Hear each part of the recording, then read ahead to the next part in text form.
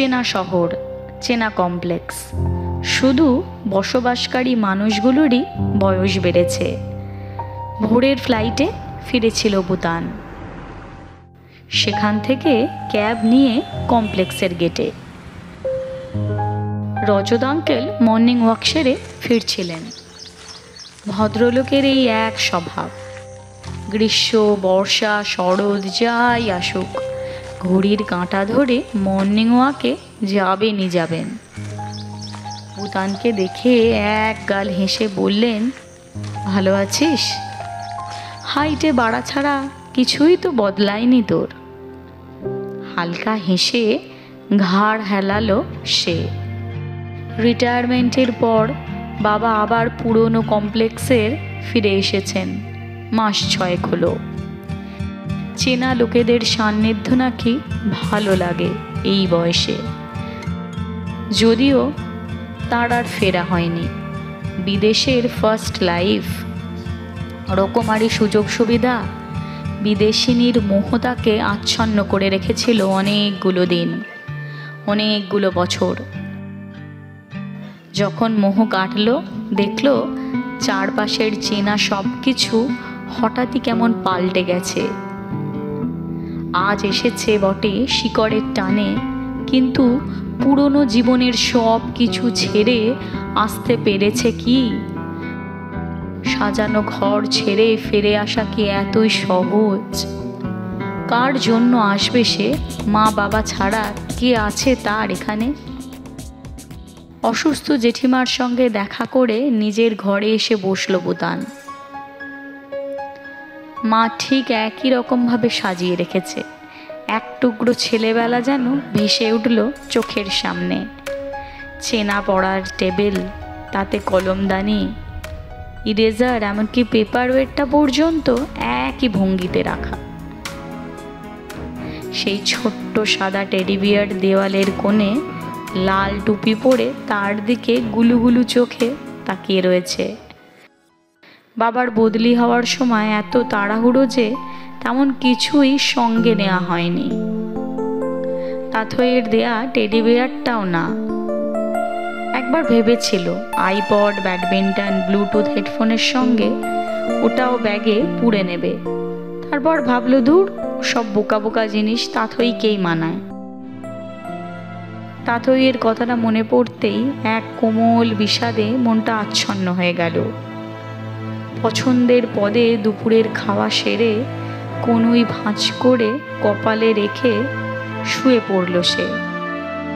চেনা খাবারের স্বাদ, চেনা বিছানার উত্তাপ তাকে ফিরিয়ে নিয়ে যাচ্ছিল সুদূর অতীতে, যখন জীবনে ইঁদুর দৌড় ছিল না, ছিল না কেরিয়ারের জটিল হিসেব নিকেশ, ছিল না এমিলি, ছিল শুধুই নিজের মতো বাঁচা আর প্রিয় বন্ধু তাথই। এতদিন হয়ে গেছে, একবারও তাথইয়ের কথা মনে পড়েনি তার। ইচ্ছে হয়নি যোগাযোগ করতে। ধীরে ধীরে জীবন থেকে হারিয়ে গেছে সে। আর আজ বারবার কেন মনে পড়ে তার কথা? কেন মনে হয় কেমন আছে সে? এটা কি নস্টালজিয়া? এখন কোথায় তাথই? কোথায় হারিয়ে গেল গালফুলো ঝাঁকড়া চুলো মেয়েটা?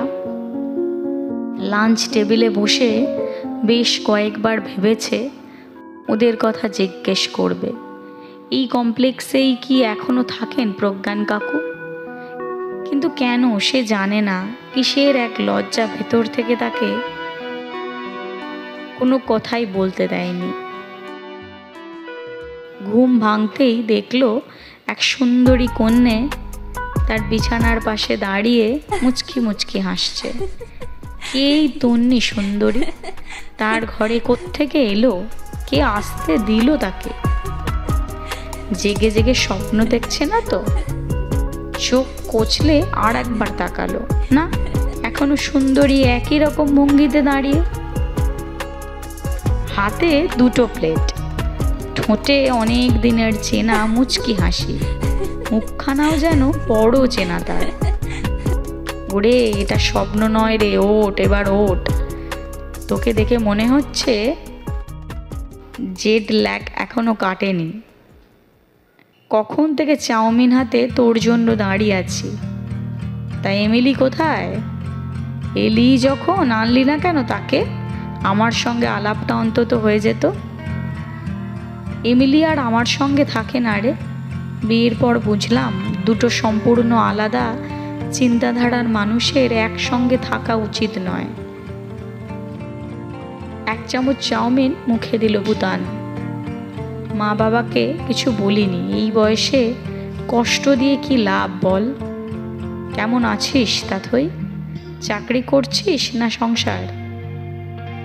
তাথই হালকা হেসে ঘাড় নাড়ল। চাকরি করছি একটা মাল্টি ন্যাশনালে। বলার মতো তেমন কিছু না, তবে বিয়েটা আর করা হলো না রে। ইচ্ছে করলো না যে। ভালো না বেশি কি আর কারোর সঙ্গে থাকা যায়? তোর ওই টেডিটার কথা মনে আছে? সেই যে বলেছিলি কখনো দূরে পড়তে গেলে টেডিটা দেখে তোর কথা আমার মনে পড়বে। আজ টেবিলের কোণে টেডিটা দেখে পুরনো সব কথা মনে পড়ে গেল।